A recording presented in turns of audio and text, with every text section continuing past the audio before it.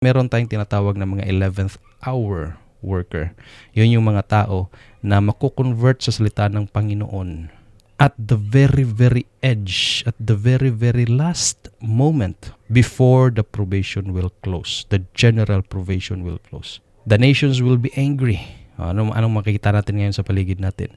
Ito na. Diba? Nations are angry. But at the very moment, makikita natin sa news, sa current events, there are only 3 nations involved in this warfare at the very moment.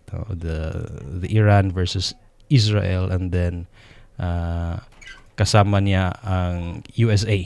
The nations will be angry. Ibig sabihin, lahat-lahat na will be involved. All the nations will be involved. But at that moment, at that time, it is still held in check. Kumbaga, pinipigilan pa sila ng Panginoon para hindi nila ma-prevent yung pagmensahe ng third angel. Kasi meron pangatlong anghel no? Which is proclaiming to the world the worship to the beast. Kasi yung first angel's message is worship to the Creator.